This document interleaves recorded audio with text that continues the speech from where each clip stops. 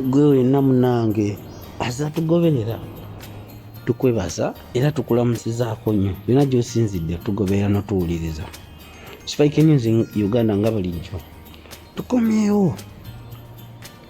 Mumanyi tuteekayo obuntu bwaffe, abawuliriza ne mubuwuliriza ne mubweyongeza ne mukola ki ne mubuteeka ku TikTok, byonna tubisiima kubanga era mba mwongerayo erinnya lyaffe.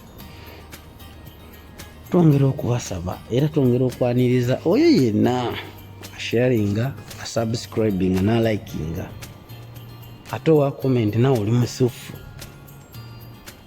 tukwebaliza ddala. Kakati olwaleero manyi kano kavidiyo ako ketubadde twakamala okuteekayo wayiseewo ennaku nga 2 twabulyako ku kigambo kye bayita diversion. Manyi tulina ensonga ya diversion okusinziira ku musajja ono enfuga gyatufuzeemu bannayuganda. Ayogera amazima, ayogera ekituufu, alimba, afera, akola ki, bonna tubawo obudde. Kyokka oli aba tuwulira information entuufu olw'okubanga sometimes abamupya baba balina obuzibu ki. We don't give him all her time. Ekintu ekyo bwe tukikola ne twelowooza nti sometimes tuli bagezi nnyo okujajinga buli gwe tulabye tuba tuloozinga. Kati omulabe waffe aba asikowalinga ekitegeera akalowooza ako mukalowoozeeko nnyo. Kakati olwaleero tubadde wano tulaba ku social media waliwo ebintu ebiyitingana, abaana bali mu kuba Lumbuye bakuba tica bakola ki. Ekintu ekyokukuba Lumbuye kale tekyandibadde ensonga nkulu kubanga ng'omuntu omulala yenna ayinza owabulwa obanga abantu banenya Yesu ne bamukomera ne ku musalaba, ate Lumbuye ki? Siwagira oba siwakana naye abantu ng'abawamu twandikoze tutya? Kibuuzo nkyagalako ansa. Abantu ng'abawamu Lumbuye bw'aba akoze ensobi tulina kumwadressinga tutya ensobi eyo. Naye kati onavaayo nakola kino oli nakola kiri, onakola kiri, olunavaayo nga tulaba ate omulala. Lwakuba kati obuzibu buli mu society yaffe eno ya Uganda. Tetulina muntu ali awo mulungamya ayinza okuvaayo n'agamba nti oba kino oba kiri. Kati awo basajja bano abakulu abaludde mu bukulembeze aba baguba gudigudi oba basikowalinzi kitegeera kyenda banse.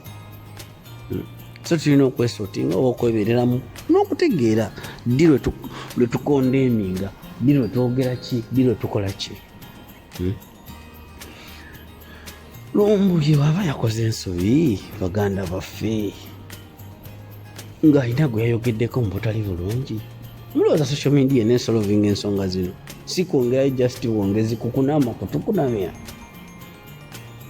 Ate nga ate ffe bannaffe abadde nga tugamba nti katubakunamye katubalabise, kati ffe sife abatagera ate sife abagenda okutandika okwekunamisa okwerabisa. Nze kati akalowoozo ke mbadde ngamba abantu bayogerako Lumbuye bwe bali balamu. Lwaki omu ku bo tavaayo nakolako oba live oba na posting oba na clarifying embeera than ife abamu ng'ogyeko okulaba ebintu bino ku Facebook, ku TikTok, ku YouTube, ku social media. Tetulina kyamakulu kyetumanyi, tetulina kyamaanyi kyetumanyi kyetuyinza kuvaayo ogera nti oba gundi oba ABCD E up to Z. We know nothing about all these figures. Tukoma okubalaba ku Facebook nga ne oba omuwandikidde just message ayinza n'okujja kuddamu kuba betakumanyi, wana omugobera essimu aba takumanyi. Sigambye nti tuti we are the fans but must also be participants. Oba oyagala muno oba mukazi oba musajja nga mweyagala, buli omu taking up responsibilities za munne kubanga tuba tukkiriza nti tufuuse omuntu ogwo omu. Bayibuli yagamba kyova olaba oli analikangawo bazadde be n'agenda n'afuna omubeezi ne bafuuka omuntu omu. Ife tubanga ffena tuli mu struggle. Lwaki tutandika ogamba gundi agenda kwabya gundi era gundi leka yabye gundi yakoze ensobi wete.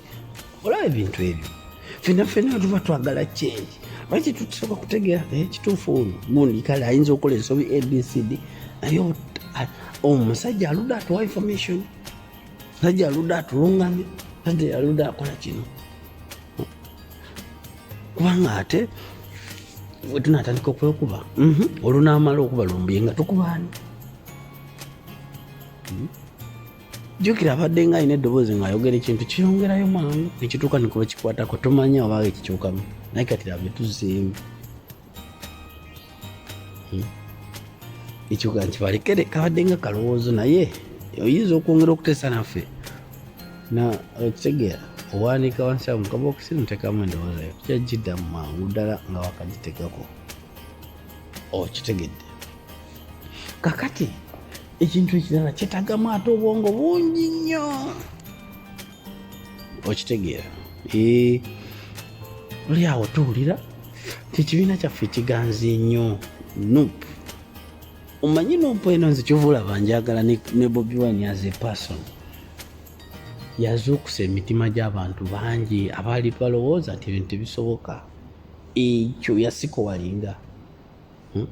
Omanyi waliwo okubeera n'obukulembeze okubunoonya n'okubukuuma. Naye kati okubeera mu mbeera ng'eyo n'omusajja awatadde ensi n'obeera nti oze oli mupya n'influencing abantu n'ofuna all that number, it is a big achievement. Naye kyebuuzibwa ababaka tubazaayo bonna nga bwe baali. Kubanga omanyi munnange ensi eno nzibu. Omuntu agenda n'atunula n'alaba abantu kati nga wali akasirikiro abo tebalina kye bakola. Ekyo bagamba ekyo kyakola kyakagira omunya akasirikiro. Kati tulina okwesotinga netumanya abantu bano bannange bakola ensobi ng'abantu. It is in nature. Sometimes omuntu ayinza okukola ensobi olw'okubulwa. Sometimes like ekintu ekyokuddingana continuously obako nakibagamba nti okubaera nga babasomooza.